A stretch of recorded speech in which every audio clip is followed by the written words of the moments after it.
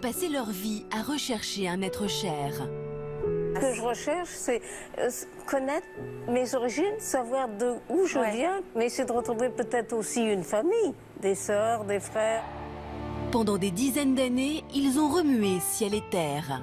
Elle m'a dit tout ce que je peux te dire, c'est un soldat américain. J'ai fait un travail colossal, surhumain, pendant 45 ans. Elle m'a donné des photos et 2 lettres. Une était signée Peter et l'autre était signée Tommy. Donc je cherchais Peter Thomas.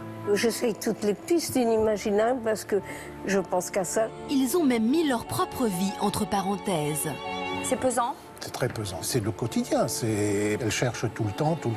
C'est devenu une obsession. Il fallait que je la retrouve coûte que coûte. Donc j'ai commencé à chercher, à regarder partout où on la voyait. J'y passais des journées. Ça a duré pendant des années.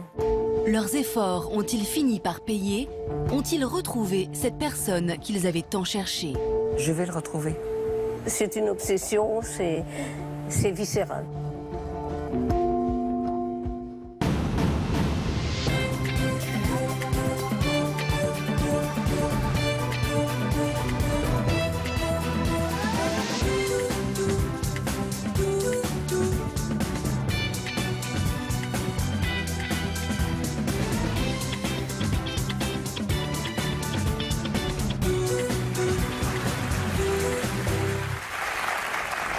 Bonjour à tous, merci de nous accueillir et merci à nos invités d'être présentes sur ce plateau.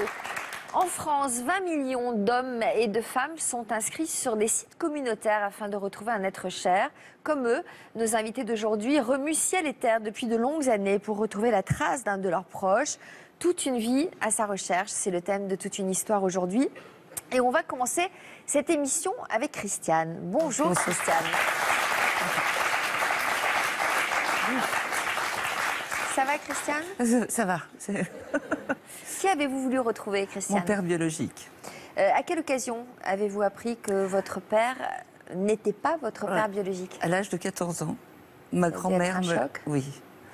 Ma grand-mère me l'a annoncé comme ça. Je parlais de mon père adoptif. Enfin, je ne savais pas à l'époque. Je parlais de mon père, je disais du bien de mon père. Et ma grand-mère me dit « Pourquoi tu me parles comme ça de ton père? D'abord, c'est pas ton père. » Quelle a été votre réaction? Et ben là, le ciel m'est tombé sur la tête. J'étais complètement anéantie. Je peux dire que ça tournait parce que je voyais ce père adoptif et puis la haine. Est-ce qu'elle vous en a dit plus? Non, je lui ai dit, mais dis-moi plus. Bien Elle m'a dit tout ce que je peux te dire. C'est un soldat américain et il était très bien. Voilà. Et j'ai eu la haine pour tous ces gens qui m'avaient menti pendant 14 ans. J'imagine. Oui. Et pour votre grand-mère, peut-être qui vous a scéné ça comme ça? Non. Non, j'adore ma grand-mère. Bon. Est-ce que vous avez tenté d'en savoir plus, d'avoir une explication avec vos parents? Non. J'ai gardé le secret pendant 1 an. Pourquoi? Parce que je n'osais pas les affronter. Leur dire que je connaissais. Vous étiez très attaché à votre père, à celui qui vous a élevé? Oui. Voilà. Et apparemment, vous en pensiez du bien. Beaucoup, oui. Mais là, je le haïssais. Oh. Parce qu'il m'avait menti. Alors, dans quelles circonstances vos parents ont-ils fini par apprendre que vous aviez découvert le secret? C'est un oncle qui est venu me voir et qui m'a dit « Est-ce que tu connais tes origines ?» Et je lui ai dit « Oui, je connais. Je connais le secret. » Voilà. Et là, c'était... il m'en a pas dit plus. Ouais. Est-ce que vous avez posé des questions? Non, pas à lui, non. Bon. Non. Et est-ce qu'à ce moment-là... vos parents ont su que vous saviez? Pas tout de suite, non, pas tout de suite. C'est quelques mois après, je vais dire, il a eu l'occasion de voir mes parents et il leur a dit que je savais. Alors, vous, à l'âge de 16 ans, vous avez décidé d'aller vivre chez l'une de vos tantes. Voilà, oui. Est-ce que vous avez réussi à obtenir des renseignements sur l'identité de votre père à ce moment-là? Non. J'avais des photos. Ma tante m'a donné une enveloppe que j'ai toujours... Elle savait? Elle savait. En fait, vous vous êtes rendu compte que tout le monde savait, sauf vous. Voilà, c'est pour ça que je les ai tellement haïs. C'est le terme exact. Je les ai haïs. Donc, elle vous a donné des photos? Elle m'a donné des photos et 2 lettres de ce monsieur qui écrivait à maman. Des lettres d'amour dans lesquelles il parle de moi, dans ces lettres. Et des lettres qui étaient signées? Oui, une était signée Peter et l'autre était signée Tommy. Ah. Donc je cherchais Peter Thomas. D'accord.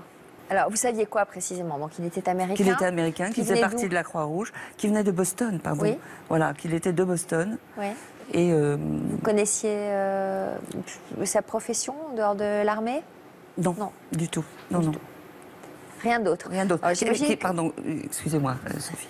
Je voulais dire qu'il avait, comment on dit, débarqué à Omaha Beach.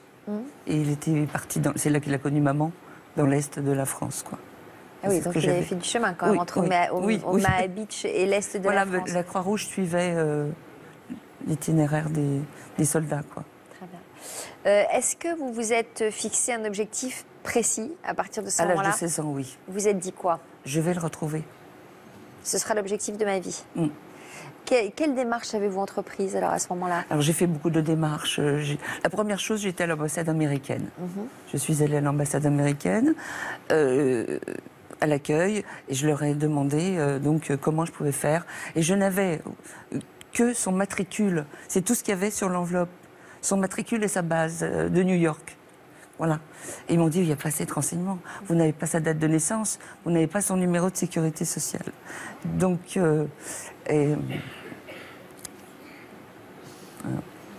une belle Et donc photo. vous lui ressemblez drôlement, hein? Oui. Incroyable. Et là, il a signé maman, enfin la lettre est dédicacée à maman et à moi. Cette photo, pardon. Ouais. Oui. Je sais plus où j'en étais du coup. Ce que je disais. Ouais. Ça vous est Voilà de toutes voir ces- cette photo. Oui. Oui. Donc à l'ambassade, on vous dit que vous n'avez pas suffisamment D'éléments. d'éléments. Et puis ils m'ont dit, vous savez, vous n'êtes pas la seule dans ce cas-là. Il y a eu beaucoup d'enfants pendant la guerre. Eh oui, Voilà. Donc, premier échec. d'accord. Et donc, ça a duré 50 ans, ces recherches. Voilà. Vous avez multiplié les recherches. Régulièrement, j'ai fait des recherches à la Croix-Rouge. Je travaillais à un moment donné aux archives et je savais que j'ai appris que les Mormons faisaient des recherches. Donc je me suis penchée là-dessus aussi. J'ai écrit à sa base militaire et à chaque fois c'était des échecs, des échecs. Donc j'imagine que vous avez écrit à tous les Peter Thomas Oui, des États-Unis. oui, tous les Peter Thomas. Et donc à chaque fois, ça a été un échec. À chaque fois, Comment c'était un vous échec. viviez ces déconvenus à chaque fois? À chaque fois, je disais, mais je ne le retrouverai jamais. Alors j'avais les deux sentiments. J'avais de la colère, parce que je me dis, mais pourquoi il ne me recherche pas non plus Pourquoi il ne... Et voilà, mais je laissais quelques années. Bon, parce qu'il y a la vie aussi. J'ai eu des enfants. Donc la vie a fait que par moments, je laissais de côté, pas... Pas tomber, mais Non, de côté. de côté. Jusqu'à la prochaine fois. Mm. Est-ce que lui, vous avez connu? Est-ce que vous aviez passé un peu Oui, de temps j'avais 2 ensemble? mois quand il est reparti. D'accord. J'avais 2 mois. Vous nous raconterez comment vous avez fini par être rattrapé par votre passé tout à l'heure, un petit peu plus tard dans l'émission. Mais d'abord, on va ouvrir la première partie, la quête d'une vie, et saluer Madeleine. Bonjour Madeleine. Comment résonne en vous le témoignage de Christiane? Je trouve ça extraordinaire. C'est une très belle histoire. Et... Il se trouve que vous avez grandi loin de votre mère biologique. Pour quelle raison? Moi, j'ai été abandonnée à ma naissance, sous X, et déposée à la DAS une semaine après. Donc, je suis née le 24 janvier 1937 à la clinique ordonnaire rue Ordonnaire, 32 rue Ordonnaire. Et ma mère m'a abandonnée à Saint-Vincent-de-Paul 8 jours après. Pour quelle raison? Pour Vous quelles l'avez su? raisons? Les raisons ont été données par le bulletin, le dossier que j'ai eu à la DAS. Et ce dossier me dit que ma mère a été contrainte et forcée par un tiers et qu'elle a été obligée de m'abandonner parce qu'elle était orpheline et qu'elle voulait garder sa place. Et donc, elle l'a fait à contre-cœur puisqu'elle pleurait énormément, paraît-il. Et donc, c'était... Vous êtes une petite fille ravissante sur cette photo. Vous avez été adoptée à l'âge de 22 mois. À quel âge avez-vous su la vérité sur votre adoption? Dès mon plus jeune âge, puisqu'elle avait l'âge d'être ma grand-mère. Donc, Vous avez compris que ce n'était pouvait pas votre mère. être ma mère, évidemment. Donc, c'était un tout petit village dans le Pas-de-Calais. Et naturellement, tout le monde savait que maman n'était pas ma maman. Hein. À quel moment vous avez éprouvé le désir de retrouver votre mère biologique ? J'avais toujours eu ce désir depuis ma plus tendre enfance, mais c'est un sujet tabou. Et on n'en parlait jamais. À la maison, on n'en parlait pas, il ne fallait pas en parler. Et jusqu'au décès de ma mère adoptive en 68, je n'ai fait aucune recherche parce que je ne voulais pas lui faire de la peine. Donc vous aviez quel âge à ce j'ai perdu moment-là ? beaucoup de temps. 31 ans quand j'ai quitté le Pas-de-Calais pour arriver à Paris et j'ai commencé mes recherches. Quelle démarche avez-vous entreprise alors à ce moment-là ? Quelle démarche Je suis allée en premier à la DAS, forcément. J'ai eu ce bulletin, ce dossier avec beaucoup de renseignements sur ma mère. Oui. Beaucoup. Mais il manquait 2 choses essentielles. Quoi ? Alors, elle est née en 1916 ou en 1917. Elle s'appelait Madeleine puisqu'elle a signé Madeleine. On ne sait pas si c'est son nom ou son prénom.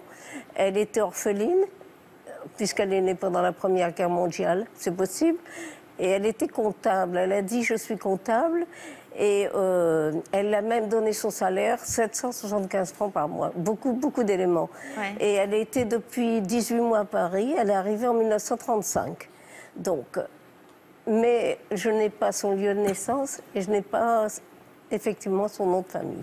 Jusqu'où êtes-vous allée pour tenter de retrouver votre mère ? Oh, j'ai fait un travail colossal, surhumain, pendant 45 ans. J'ai écrit au ministère des Impôts, parce que pour son salaire, moi je n'ai pas eu. Aux archives de la Sécurité sociale, pas de piste. L'ordre des experts comptables, pas de piste non plus. Et puis, des recherches ADN ? Des tests ADN, voilà. Ouais. Qui sont révélés infructueux. Et puis, j'essaye toutes les pistes inimaginables parce que je pense qu'à ça jour et nuit. Je travaille du matin au soir, de 9h30 jusqu'à 11h du soir, et je me lève encore la nuit, 1 nuit sur 2 pour travailler. C'est une obsession, c'est viscéral. Alors, vous nous raconterez où vous en êtes aujourd'hui, 45 ans après le début de ces recherches. Vous allez nous raconter ça un peu plus tard dans l'émission, mais tout de suite, on va saluer Yvonne. Bonjour Yvonne. Bonjour Sophie. On sent à quel point ces recherches deviennent obsessionnelles. Le témoignage de Madeleine est devenu une véritable obsession. Ces Obsessionnel recherches. et vital. C'est comme si Madeleine voulait absolument et consacrait sa vie à sa mère biologique. Jusque 30 ans, vous n'avez pas osé la rechercher par pudeur et par loyauté vis-à-vis de votre mère adoptive. Ensuite, cette errance a été constante, c'est-à-dire cette quête, c'est comme si votre maman biologique était dans votre placard, dans le placard de votre chambre. Et il fallait qu'elle prenne un visage, qu'elle prenne une vie. Donc toute votre vie à sa recherche, c'est une manière de tenter de vous construire votre identité, de savoir d'où vous venez et quelle est votre histoire. C'est-à-dire, ce placard renferme énormément de secrets et vous n'y avez pas accès.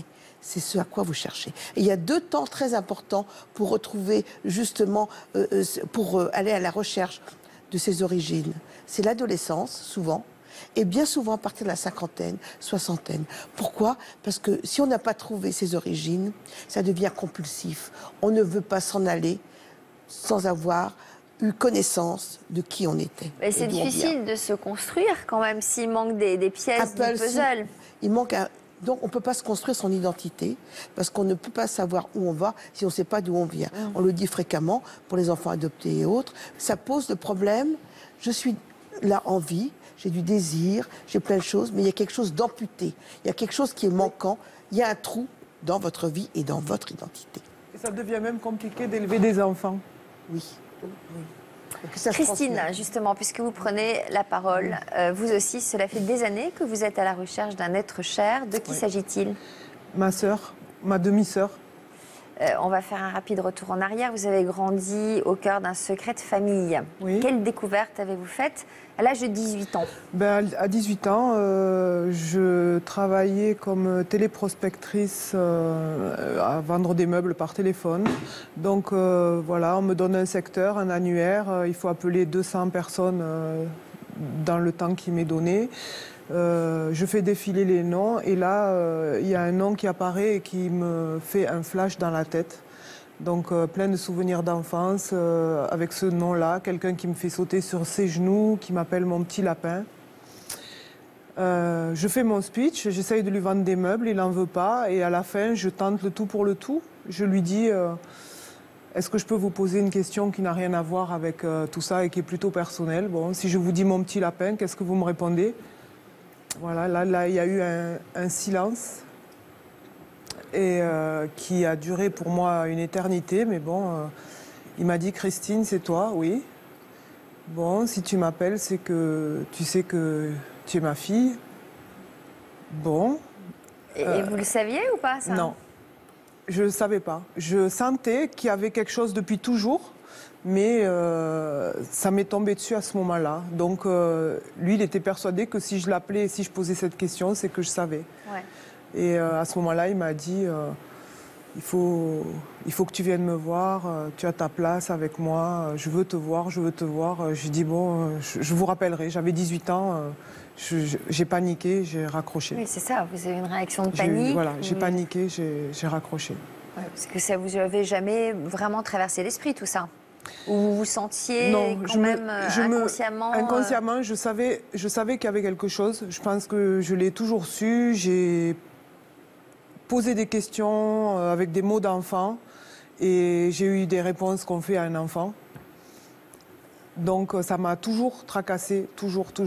Oui, donc quand même. Donc c'était une confirmation de ce que je ressentais au fond de moi, en fait. D'accord. Est-ce que vous avez parlé de cette découverte à quelqu'un dans votre entourage? Oui, j'en ai parlé à une de mes sœurs, qui est la plus âgée, et qui m'a dit qu'effectivement, j'avais 5 autres frères et sœurs. Et en plus de ceux que vous aviez? En plus de ceux que j'avais. C'est-à-dire vous en aviez déjà combien? 3. Donc 3 plus 5. Et que, étant la plus jeune de tout ce monde-là, les 5 savaient parfaitement que j'étais là. Donc, alors là, qu'est-ce qui se passe dans la tête? Est-ce qu'on ressent de la colère? Est-ce qu'on se sent trahi? Non, bizarrement, c'est pas ce que j'ai ressenti. C'est que je me sentais tellement différente de tout le monde que je finissais par croire que j'étais parano. Et en fait, non. Je me disais, mais voilà, je suis pas folle. C'est parce que... Donc, quelque part, cette idée vous a soulagée? Oui, elle m'a soulagée. Vous avez trouvé une raison? Oui, ça ne veut pas dire que j'aimais pas ma famille. J'adore mon papa, j'adore mes frères, ma sœur. Mais, ouais, j'étais pas parano, quoi. Voilà. Ce que j'avais ressenti au fond de moi, c'était... Est-ce que vous en avez parlé avec votre mère? Oui. À ce moment-là? J'en ai parlé avec ma mère, à ce moment-là. Est-ce elle vous a dit quoi? Elle a, à demi-mot, confirmé ça. À demi-mot? À demi-mot. Vous avez posé d'autres questions? J'ai essayé, mais elle ira pas plus loin parce que voilà, c'est une autre époque, c'est des choses qu'on ne dit pas. Voilà. C'est tabou. C'est hyper tabou. Donc à partir de ce moment-là, vous n'avez plus eu qu'une idée en tête, retrouver, j'imagine, vos demi-frères et sœurs, les 5 autres. Bon, je suis restée pendant quelques temps avec ce monsieur dans la tête là qui voulait me voir, etc., etc. Et puis ça a duré quelques mois comme ça. Et puis un soir, j'ai eu une énorme crise d'angoisse en fait. Mais vraiment, c'était physique. Je transpirais, je tremblais. Et puis un besoin d'y aller tout de suite. Mais bon, c'était 3 heures du matin, c'était pas possible. Donc le matin, je téléphone chez ce monsieur où j'avais gardé le numéro. Et là, c'est une femme qui me répond. Et cette femme, je lui ai dit que je voudrais parler à monsieur machin. Et elle me dit non, ça va pas être possible parce que hier soir, dans la nuit, il est décédé.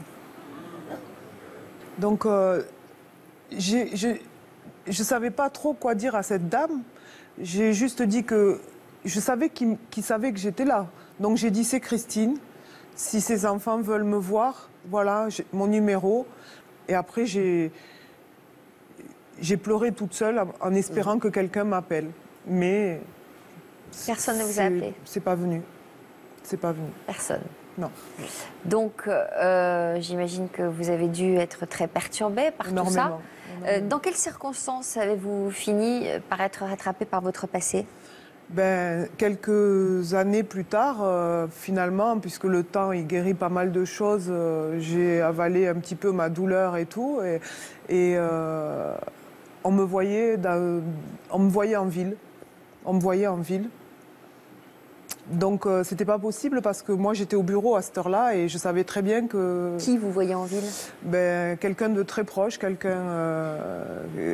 ami très très proche me voyait en ville. Donc c'était, on t'a vu là, on t'a vu à l'arrêt de bus, même des collègues de travail, tiens il pleuvait, on t'a vu à l'arrêt de bus, pourquoi t'es pas venu en voiture, on t'a fait un signe.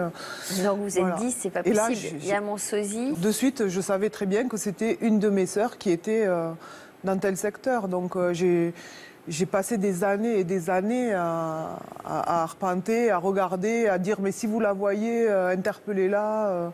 Ça a duré pendant des années. Ça doit faire un drôle d'effet quand même de se dire ça. Oui. On va poursuivre avec notre deuxième partie, retrouver enfin sa trace avec Christiane. Christiane, vous recherchiez votre père biologique depuis près de 50 ans. Vous étiez sur le point de baisser les bras lorsqu'un véritable coup de théâtre s'est produit. Que s'est-il passé? Je rencontre une personne avec qui je sympathise et on se raconte notre vie à tous les deux. Et cette amie, elle me dit, écoutez, hein, je connais une amie aux États-Unis qui fait partie de plein d'associations, je l'appelle ce soir. Et elle l'appelle effectivement, elle appelle Suzy.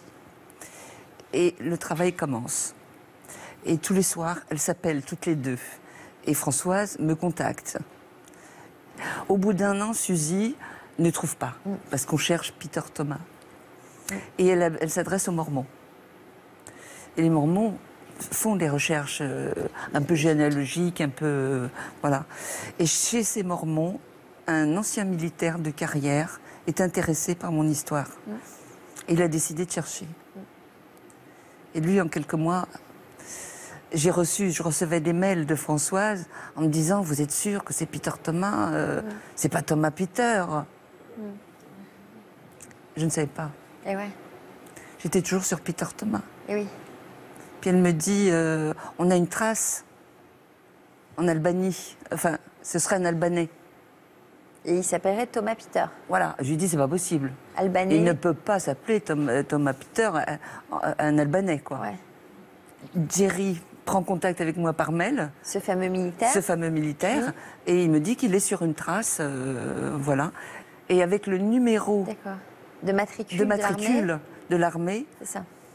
C'est comme ça qu'il a retrouvé John, le fils de Thomas. C'est-à-dire mon demi-frère, quoi. Il l'a appelé et il lui explique l'histoire. Ouais. La chose, moi je le sais depuis 50 ans, mais eux ils ne le savaient pas. Personne ne savait que j'existais. Et il me demande de lui envoyer toutes les photos que je possède de Thomas Peter et les lettres.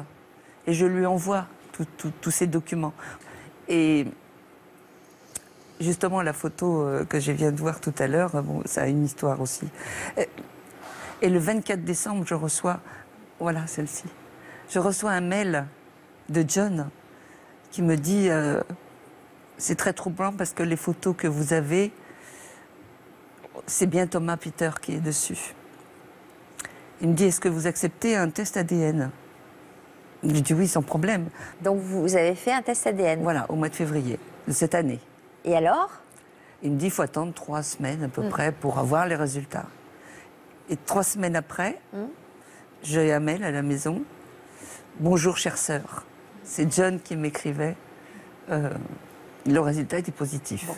Donc vous étiez bien la fille de Thomas Peter. De Thomas Peter et non et pas de Peter toute ma Thomas. vie, j'ai cherché Peter et Thomas. Et Thomas Peter était encore en vie? Oui. Il avait quel âge? Il a 90 ans. Et il était encore en forme? Il a la maladie de Parkinson, il n'est pas très en forme, enfin, il a toute sa tête. Bon, est-ce que vous avez eu l'occasion de rencontrer votre père biologique? Ben oui. Quand? Le 11 juin. Vous êtes allé où? En Californie, parce qu'il avait déménagé entre-temps de Boston. Ouais. Il s'était rapproché de ses C'était quoi cette histoire d'Albanie, alors? Il était albanais, c'est un immigré albanais. Ah bon, c'est un Albanais? Oui, mais son nom avait été américanisé. D'accord. Quand il est arrivé. Ok. Voilà. Donc vous êtes allé le rencontrer en Californie. Voilà. Comment ça s'est passé? Vous étiez dans quel état d'esprit, vous? Je ne peux même pas le décrire. Pétrifié par la peur. Est-ce qu'il va m'accepter? Est-ce que toute la famille... Parce qu'ils étaient à une vingtaine à nous attendre. Sur la maison de ma belle-sœur et de mon demi-frère, il y avait marqué « Bienvenue à Christiane et sa famille ». La femme de John, donc. La femme de John. Voilà, je suis. Alors, ces retrouvailles tant espérées avec votre père ont été filmées. Je vous propose de regarder ensemble, justement, ce moment riche en émotions. On a des images. Regardez. Come in, come in. Thomas Peters, say hello to your daughter. Hello to my daughter. To your daughter, Christiane, here.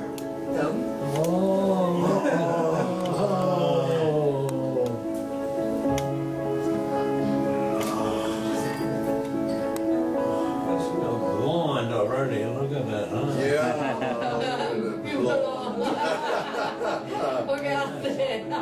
All right, a good hug, Thomas Peters. So,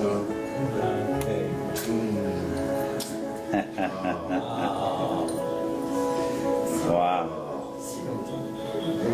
It's been a long time. very emotional. After 50 years, 50 ans. Zeus? Elle C'est cherche. Zeus?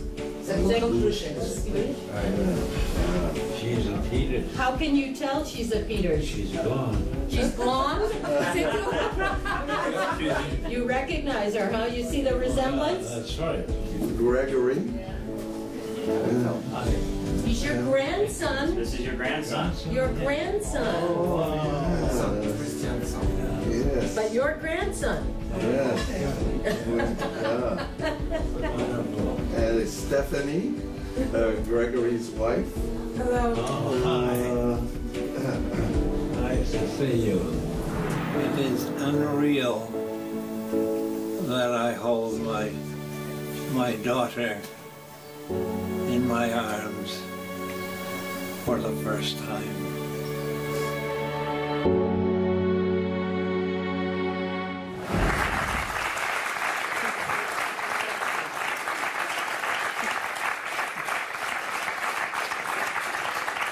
Alors, il a dit she's Peters. C'est drôle, hein, parce que vous êtes blonde. Oui. En revanche, il a vu votre belle-fille qui, elle, est purple. Elle est là? Oui. Ah oui, elle est toujours purple, d'ailleurs. Est-ce que, de son côté, lui, avait tenté de vous retrouver? Oui. Est-ce qu'il avait essayé? Juste une fois, en 1960. Il est venu dans le village où je suis née. Ouais. Et devant la maison, il est passé devant la maison. Mais bon, Sans savoir que c'était la maison. Non, si, il avait connu la maison où je suis née. D'accord. Mais j'étais plus là, quoi. On était partis. Qu'est-ce que ces retrouvailles ont changé dans votre vie? Ça a tout changé. Maintenant, il faut que je mette les choses dans les bonnes cases, quoi. C'est vraiment un petit peu ça. Parce que c'est très dommage. J'avais de la place pour tout le monde, pour aimer tout le monde. Ouais. Mes deux pères, j'avais de la place pour les aimer Pourquoi tous vous les. dites c'est très dommage? Qui m'ait menti, m'a menti, Ouais. et que lui, il m'a pas. Mais il n'a pas voulu. Il nous a dit le dernier jour qu'il n'a pas voulu peiner sa femme et ses enfants. C'est pour ça que lui, il a gardé le secret. Mais peiner, pourquoi? D'avoir dit qu'il avait fait un enfant en France. Est-ce que vous vous êtes réconcilié quand même avec votre père, celui qui vous a élevé? Il est décédé. Il est décédé, Oui. mais est-ce que vous avez pu vous réconcilier parce que vous étiez très en colère? Ah oui, je me suis contre eux? réconciliée, mais il y a toujours eu Une cassure. Ouais. D'accord. Qu'est-ce que vous avez envie de dire à Madeleine, qui rêverait, j'imagine, de connaître Oui. le Moi, même happy end? Oui. Même si ça paraît difficile quand même que vous puissiez retrouver Voilà, c'est votre ça. mère. Je dis toujours qu'il ne faut jamais abandonner, même si on a des temps. Mais je dis aussi qu'il faudrait qu'elle pense un peu à elle aujourd'hui. Vous pensez qu'il faut quand même, pour finir de se construire et pour aller bien, avoir toutes les pièces du puzzle, quoi. C'est important quand même pour son équilibre Et puis personnel. aussi mettre un terme, parce que quand on est à la recherche d'un être cher qui touche à vos origines, tant qu'on ne le trouve pas, on se crée une forme de roman de vie, l'imaginaire bouillonne, et le retrouver, c'est un soulagement parce que ça met un terme à cette histoire imaginaire. Tout à fait. Vous aviez quel âge, Christiane, quand vous avez retrouvé votre père? 67 ans cette année. D'accord. Et c'est cette année. Très bien. Madeleine, vous mettez tout en œuvre pour retrouver la trace de votre mère biologique. Ça fait près de 45 ans que vous menez ces recherches qui occupent une place immense dans votre vie. Ces recherches intensives. Intensives. Oh, plus qu'intensives, puisque ça me prend 90% de mon temps. Alors, on va voir justement que retrouver la trace de votre mère, c'est devenu une véritable obsession. Toute votre vie est organisée autour de vos recherches, de retrouver à tout prix. C'est le titre du reportage que nous vous avons consacré. Ça se passe chez vous, à Cannes, dans les Alpes-Maritimes.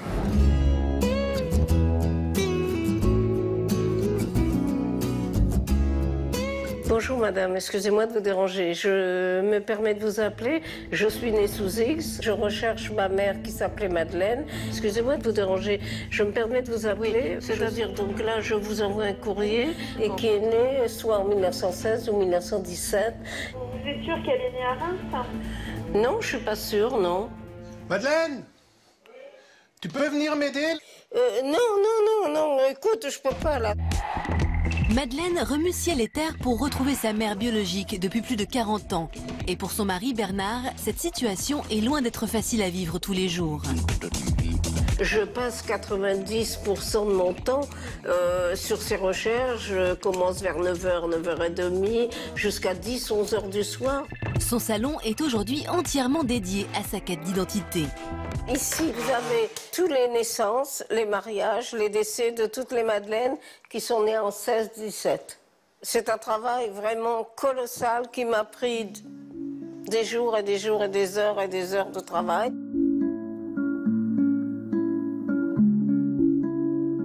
Madeleine, tu peux venir m'aider là pour plier la housse de couette? Non, écoute, je peux pas là, tu vois bien. Bon, comme d'habitude, je vais me débrouiller tout seul, hein? Dans la maison, je fais tout, le ménage, la cuisine, la vaisselle, je fais un peu la femme de ménage. On peut considérer que ces recherches sont une drogue, parce qu'elle ne peut pas s'en passer. C'est sans arrêt la recherche, trouver ses origines. La vie avec Madeleine, c'est pas toujours évident, parce que je trouve qu'il y a des recherches qui n'aboutissent pas, et pour moi, c'est peine perdue. Ce document, c'est la pièce essentielle de mon histoire et de mon dossier. C'est la seule trace aujourd'hui que j'ai de ma mère. C'est un document qui m'a été donné par la DAS lorsque j'avais 37 ans et qui m'apporte des éléments sur ma mère, mais succincts. Elle dit qu'elle accumule les raisons pour expliquer son acte, insuffisance de ressources. Cependant, elle pleure et les larmes ne paraissent pas feintes. Je pense qu'elle a dû être contrainte par quelqu'un, la famille ou quelqu'un d'autre, et qu'elle n'a pas pu faire autrement que de m'abandonner. Cet abandon reste un véritable traumatisme pour Madeleine. Je souffre intérieurement, comme si j'avais une plaie qui ne peut pas guérir et qui guérira jamais. Je pourrais être guérie que le jour où je saurai vraiment qui je suis, parce que je n'ai pas d'identité. Et je ne veux pas mourir sans savoir.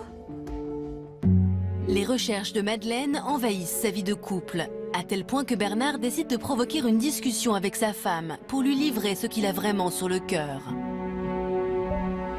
Évidemment, depuis tant d'années, tu dois en avoir assez Ça commence à être un peu long. Mais qu'est-ce que tu veux? Oui, c'est surtout d'y consacrer un peu moins de temps, parce que là, ça fait beaucoup dans la journée. Il serait temps que tu lèves un petit peu le pied, qu'on puisse consacrer à d'autres choses. Parce que j'ai l'impression que plus on avance, moins tu vis. Je sais que ça me bouffe vraiment toute ma vie et que, évidemment, ça nous perturbe à tous les niveaux, à niveau de notre couple et tout ça. Mais j'y arrive pas. Je suis pris dans un engrenage. Je vais essayer quand même de faire un effort. Oui, justement, on pourrait aller se faire une petite promenade. Madeleine a entendu le message de son mari. L'occasion pour elle de lui faire part de ses nouvelles résolutions. J'ai réfléchi, je pense quand même que tu es malheureux. Moi, je te promets de faire un effort pour qu'on soit plus heureux et puis essayer de te faire plaisir.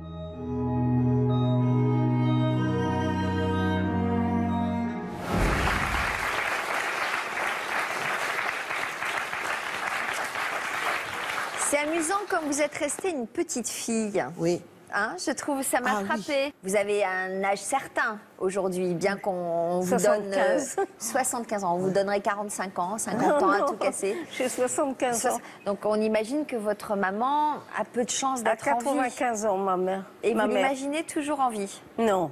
Ah bon? Non, mais Sophie, c'est pas tellement ça que je recherche. Qu'est-ce que vous recherchez alors? Je ne recherche pas forcément. Des informations, ça trace. Ce que je recherche, c'est connaître mes origines, savoir d'où je viens, comment ça s'est passé, mon histoire, pourquoi. Et c'est l'endroit où je suis née, de quelle région je viens. Et c'est mes origines que je recherche. C'est pas forcément ma mère. Elle est décédée ou elle n'est pas décédée. Elle veut me voir ou elle veut pas me voir. C'est pas l'important pour moi, mais c'est de retrouver peut-être aussi une famille, des sœurs, des frères, mais surtout savoir d'où je viens et comment je m'appelle. Comment je m'appelle? Parce que je n'ai pas d'identité. Je n'ai qu'un numéro de matricule, Sophie. Un 250 818, fiché comme un animal. Bon, en tout cas, il y en a un qui vous aime, même sans connaître vos origines. Et sans savoir comment vous appelez précisément, c'est votre mari. Oui, mais ça remplace pas tout, Sophie. Bon, ouais, d'accord. Enfin bon, moi je l'ai là et il va entrer vous rejoindre quand même. Oui, il est très gentil, mon mari. Bon, ben on va l'accueillir quand même. Mais Bernard.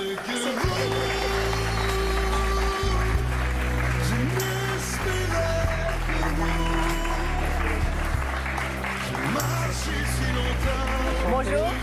De même. Je vais m'asseoir. Allez vous asseoir. Merci. Alors, Bernard, vous êtes très gentil, ça c'est sûr. Hein. Je fais très gentil. Ah non, vous faites pas, vous avez l'air très gentil. Enfin, je veux dire, vous l'êtes. On ne me dit pas toujours ça. Hein. Ah, elle vous dit pas toujours ça. Enfin, déjà qu'un mari qui fait tout à la maison, c'est déjà pas mal. Oui. Bon, vous trouvez qu'elle en fait trop, elle, dans ses recherches. Oui, c'est clair. L'essentiel, l'essentiel. Comment? Qu'est-ce que vous lui dites? Non, je dois aller à l'essentiel. Ah, parce qu'il a tendance à se perdre dans des méandres, hein? Il se perd? C'est vrai? Mais non. Bon. Vous trouvez que ça devient trop obsessionnel? Non, c'est pesant. C'est pesant? C'est très pesant. Parce que vous aimeriez qu'elle lâche un peu tout ça? Non, mais je la vois malheureuse. Oui. C'est ça aussi. Mais oui, mais en même temps... Mais le problème, la seule solution, c'est qu'elle trouve. Qu'elle trouve. Qu'elle trouve. Bah, oui. Donc pour trouver, il faut qu'elle cherche. Voilà. Bon. Mais quels sont les moments les plus difficiles à vivre pour vous? Oh ben c'est le quotidien. Puisqu'elle vous a dit, elle cherche tout le temps. Donc c'est le quotidien. Bon. Est-ce que ça s'estompe un peu au fil du temps ou non, c'est pire. C'est de pire en pire? Oui, parce que le problème est simple. Plus elle vieillit, moins elle a de chances de trouver. Oui. Donc vous dire qu'elle accélère les recherches pour être sûre de n'oublier aucune piste. Oui, il y a 40 ans, elle cherchait moins. C'est pour ça que vous êtes là aujourd'hui? Ah ben oui, je ferai tout. Ça fait des années que j'essaye de passer à la télévision parce que c'est la seule chance de ma vie. En espérant que quelqu'un vous renseigne. Voilà, c'est mon désir le plus profond. C'est ma dernière chance. Je voudrais retrouver mes origines avant de disparaître. Bernard. Je voudrais simplement rajouter une chose sur la... C'est qu'elle a écrit, sa vie, elle a écrit. Voilà. J'ai réussi à lui faire écrire il y a 4 ans, 5 ans.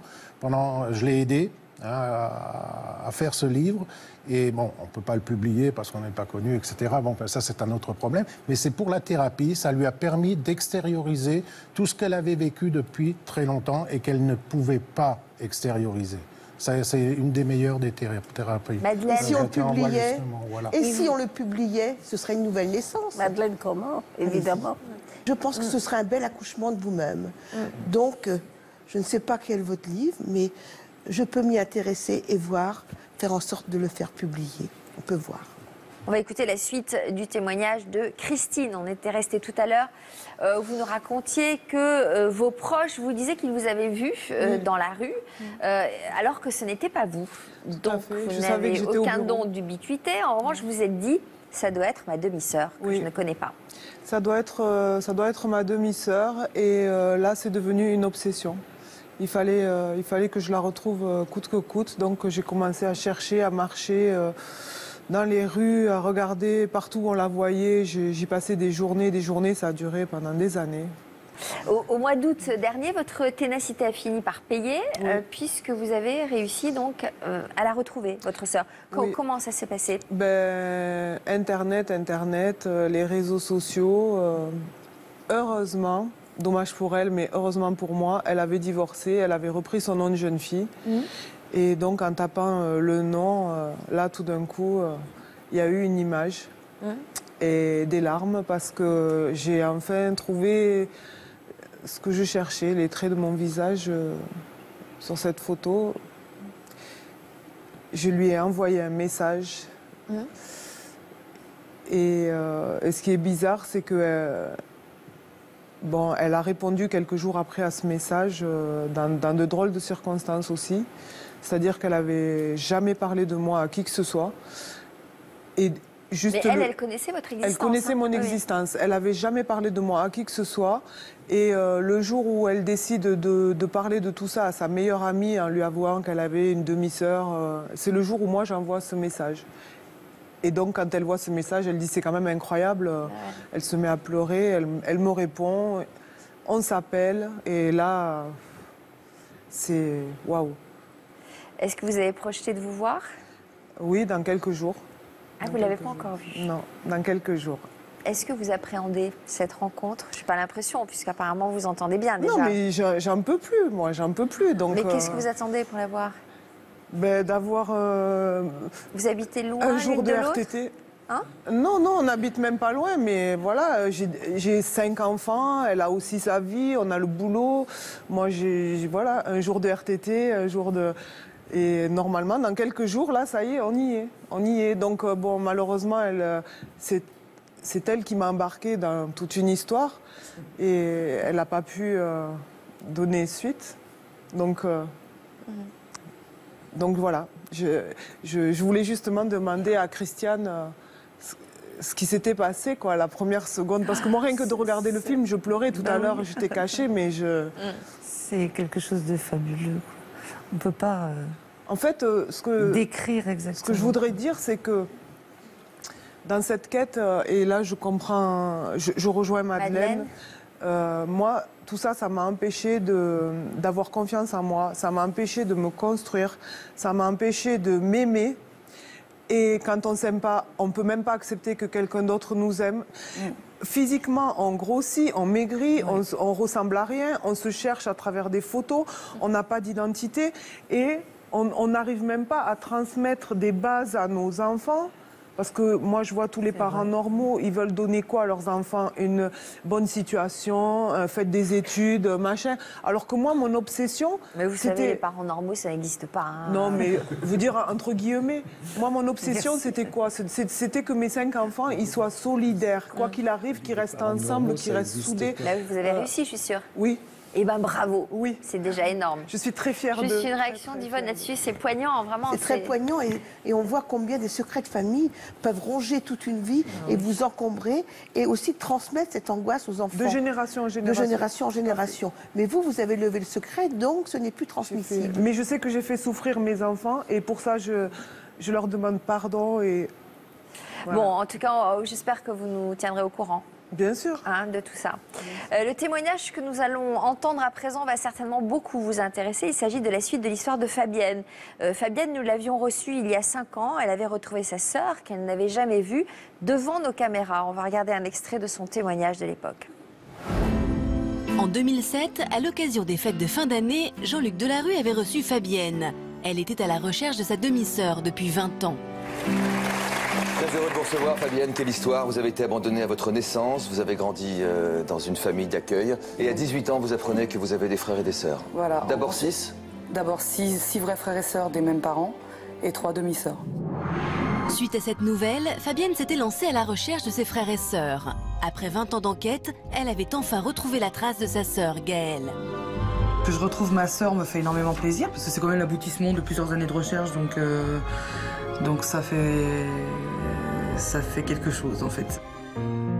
Notre équipe était présente le jour où les deux sœurs s'étaient rencontrées pour la toute première fois. Ah, ça fait bizarre. Ah, c'est émotion. En fait, moi j'ai un vide là. Là, je sais pas. J'ai tellement angoissé longtemps. Je suis contente de toi. Moi aussi. On se retrouve face à quelqu'un qu'on connaît pas et qu'on connaît pas, mais en même temps on a la même mère. Gaëlle avait rejoint Fabienne sur notre plateau et les deux sœurs s'étaient rapidement trouvées de nombreuses ressemblances. Vous avez découvert entre vous deux d'autres points communs en commençant à discuter. Quel point commun ?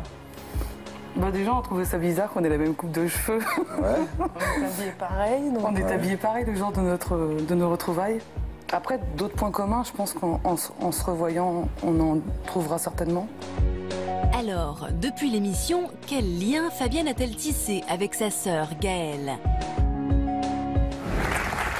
Et on va accueillir Fabienne. Tu n'es pas là, à qui a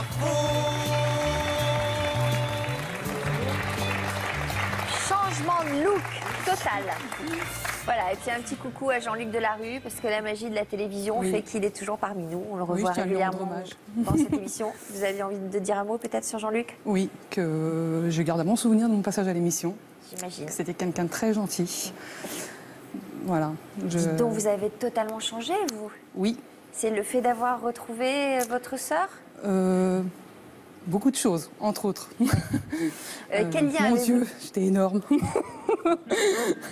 Non, mais justement, on rebondit au dernier témoignage que l'on vient d'entendre. Oui. J'imagine qu'on se retrouve, on pense enfin à soi, on prend J'ai enfin écouté soin beaucoup ce que disait Christine. Vous avez ressenti la même chose? Oui. Et quel lien vous avez tissé avec votre sœur depuis votre précédent passage dans notre émission? On a des contacts par des réseaux sociaux. On s'est échangé le numéro de téléphone. On ne s'est pas revus depuis l'émission parce qu'elle habite en province et que c'est compliqué. Mais je dirais plus qu'on a un contact amical. Amical, vous diriez? Je dirais pas que c'est comme une sœur. On n'a pas été élevés ensemble. Ouais. Donc je les retrouve. On a 10 ans d'écart. Donc, Et pourtant, vous ne ressentez pas ça, vous, Christine? Ah non, mais moi, c'est physique. Moi, j'ai besoin de la toucher, de la renifler, de la sentir, J'en ai besoin. J'avais ce besoin-là aussi. Hein. Ouais. Vous aussi, vous aviez besoin de ça? J'étais très heureuse de la retrouver. D'ailleurs, le reportage, on était stressés toutes les deux. Ouais. L'attente, on s'était jamais vus. Donc, c'est pas évident, en fait, d'avoir un lien plus étroit avec quelqu'un qu'on ne connaît pas, finalement. C'est l'inconnu, on a la même mère, mais on ne se connaît pas. Ouais. Alors, la dernière fois que vous êtes venu sur notre plateau, vous souhaitiez retrouver vos 9 frères et sœurs. Vous en êtes où aujourd'hui de vos recherches? J'ai retrouvé un vrai frère des mêmes parents, par un réseau social. En fait, j'ai tapé le nom dans le moteur de recherche et j'ai envoyé un message privé parce qu'il y avait une photo, mais la photo me disait rien. Donc j'ai envoyé un message en lui demandant, en marquant le nom de ma mère biologique et de mon père biologique, et en lui demandant s'il connaissait ces gens-là. Il m'a répondu « Oui, qui êtes-vous » Et je lui ai dit « Je crois que je suis ta sœur ». Et là, il m'a dit « Ah !» Et en fait, on s'est appelés. On s'est appelés et il était très content, moi aussi. Le seul truc, c'est qu'on devait se voir, on ne s'est pas vu, il recule sans arrêt. Et voilà, s'il m'entend aujourd'hui, je lui lance un appel, j'aimerais vraiment le voir, on n'est pas très loin l'un de l'autre. Voilà. Il trouve l'excuse du travail, mais voilà.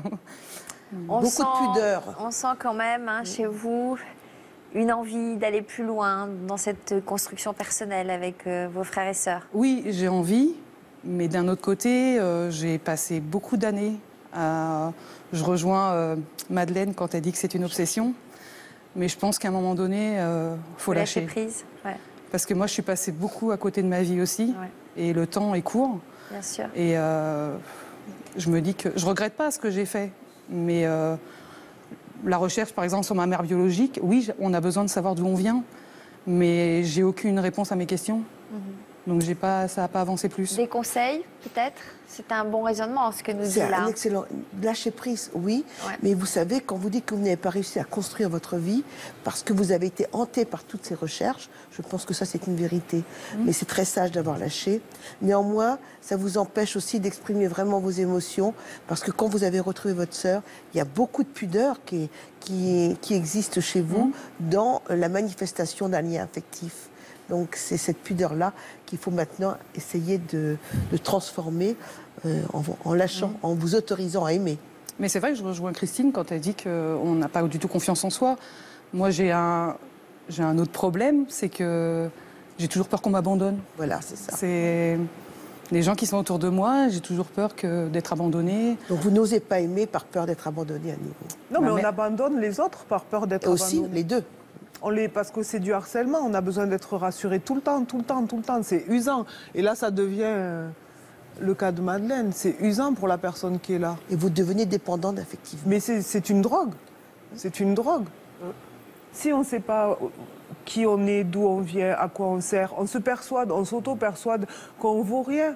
Et si on ne vaut rien, à quoi sert la vie? On subit. Oui, voilà. Mais je pense qu'arrivé à un moment, il faut savoir vivre et... Enfin, j'aurais peut-être pas dit ça en 2007, mais voilà. Avec l'âge, on mûrit et on se dit, qu'est-ce que j'ai construit dans ma vie, à part faire mes recherches. Et là... Mais je crois que le vrai problème qui anime toutes, qui vous anime, c'est le problème du désir. Ai-je été désirée et donc ai-je le droit de désirer et d'être aimée? Je crois que c'est la véritable question qui vous anime toutes. Et j'ai l'impression de devoir payer une dette. Oui. C'est-à-dire, j'ai l'impression que je paye une dette pour une faute que je n'ai même pas commise. D'autres, on peut... Non, c'est que votre mère pensait, on a convaincu votre maman que finalement, il fallait qu'elle vous lâche, qu'il fallait qu'elle vous abandonne, parce qu'elle avait fait une faute. Et donc, vous avez récupéré la faute à votre compte. Ce n'est pas de votre faute. Oui. C'est ni la faute de votre mère, ni la vôtre. Bon, Yvonne, vous allez vous occuper de Madeleine pour l'apaiser. Christine, votre sœur n'a pas pu être parmi nous aujourd'hui, mais elle a tenu à vous adresser un petit message, figurez-vous. Bonjour Christine, c'est ta grande sœur. Je suis super heureuse que tu m'aies retrouvée. Je suis pas venue parce que mes frères et sœurs l'auraient peut-être pas apprécié. Donc notre secret, c'est toutes les deux pour l'instant. Mais bon, il me tarde de te serrer fort dans mes bras et de te dire que tu es ma sœur malgré tout et que je t'aime très fort et que les liens du sang sont plus forts que tout. Voilà, je t'aime.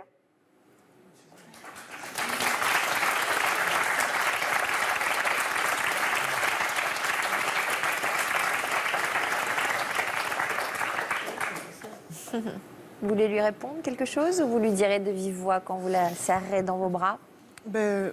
Depuis qu'on s'est retrouvés, je pense que je lui ai dit 1 demi-million de fois que je l'aimais. Et je me suis même dit qu'elle va penser que je la harcèle et tout. Bizarrement, même si je sais que mes frères et sœurs m'aiment, je suis obligée de me rendre à l'évidence qu'ils ne me l'ont jamais dit. Bah oui, et puis pour vous aimer, il faut qu'ils vous connaissent aussi. Non, ceux qui me connaissent. Ah oui, ma grande sœur, c'est ce que j'ai reproché à un de mes frères il n'y a pas très longtemps. Moi, je pense que dire je t'aime, c'est pas une marque de faiblesse. Il y en a qui prennent ça pour une marque de faiblesse. Moi, je pense que c'est une force parce que c'est pas évident de dire je t'aime ou d'avouer quelque chose, quoi. Alors, elle m'aime, waouh. Je l'aime aussi. Et... Bon, bah, prenez-le dans votre cœur. Merci à toutes de nous avoir fait partager vos témoignages. La discussion se poursuit sur France2.fr. Merci. Bon après-midi.